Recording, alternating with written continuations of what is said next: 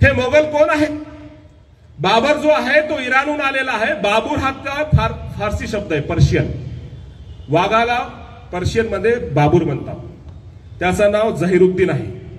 बाबूर म्हणतात त्याला, म्हणजे वाघ.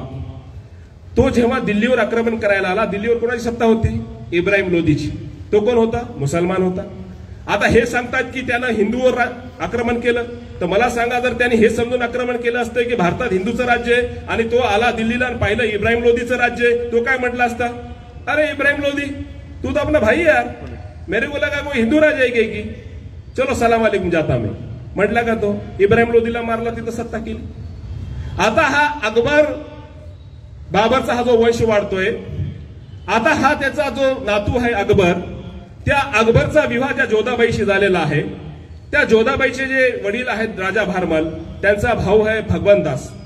आता बघा, अकबराची पत्नी जोधाबाई त्याच्या भावाचा मुलगा मानसिंग याला सेनापती करते.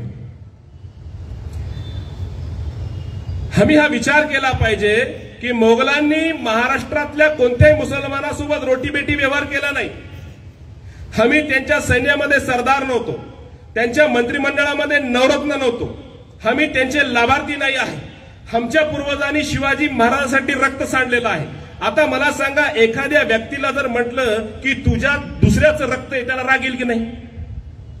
वंशासाठी कोणी हे सहन करेल का? ते आमच्या मातेचा अपमान आहे की नाही?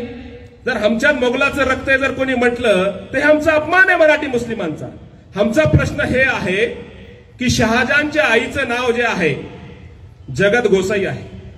जगत गोसाईच्या वडिलांचं नाव उदयसिंह आहे. शहाजहान औरंगजेबाची वडील आहेत. औरंगजेबाच्या 2 सासरवाडी जे आहेत राजस्थानमध्ये आहेत आणि यांची आजोळ तिकडं आहे. आता मला सांगा, आपल्याकडं ऐतिहासिक दृष्ट्या इराणहून हे मोगल आलेत, त्यांच्या सासरवाड्या सगळ्या इकडे आहेत.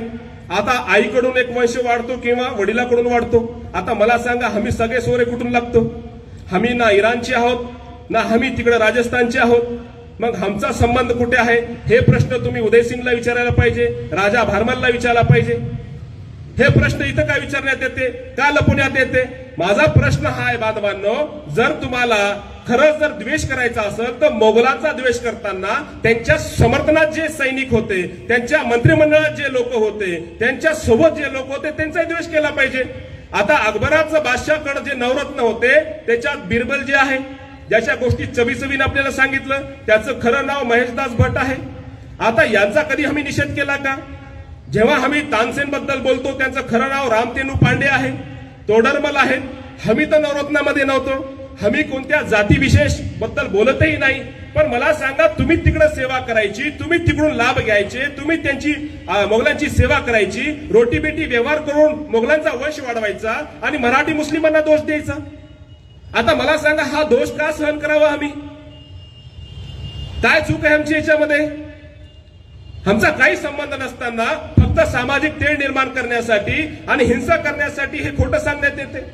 आता जर तुम्हाला खरंच द्वेष असेल मोगलांचा, तर मोगलांच्या सैन्यामध्ये जे त्याची सासरवाडीचे लोक होते अकबरच्या, मानसिंगच्या वंशजामध्ये जे आहे दिया कुमारी सिंग म्हणून राजस्थानमध्ये त्यांचे वंशज आहेत, त्यांचे पूर्वज मानसिंग आहेत. ते राजस्थानच्या मंत्रिमंडळामध्ये उपमुख्यमंत्री आहेत. तुम्ही त्यांचा द्वेष करणार का? नाही करणार. आता आमचा काही संबंध नसताना आम्हाला मोगलाशी का जोडण्यात येते? आता मला सांगा, मी हे क्लॅरिफिकेशन देणार नाही तर ह्या बारामतीच्या मुस्लिमांबद्दल तुमचं मत कसं कळेल? तुम्हाला काय करायचं ते? अरे आमचा संबंध मधारी मेहतरशी आहे ना. जो मधारी मेहतरची औलाद आहे त्याला जर मोगलाची औलाद म्हणणार तर राग नाही येणार का? तसा आम्ही भेदभाव करणार नाही, आम्ही वर्णवाद करणार नाही, आम्ही जातीवाद करणार नाही. पण हे कशासाठी? सर्वांचे शिवराय हा विषयाला विरोध कशासाठी? त्याचं कारण हे आहे की शिवाजी महाराज जे आहे माणसं जोडणारे आहे, माणसं तोडणारे नाही.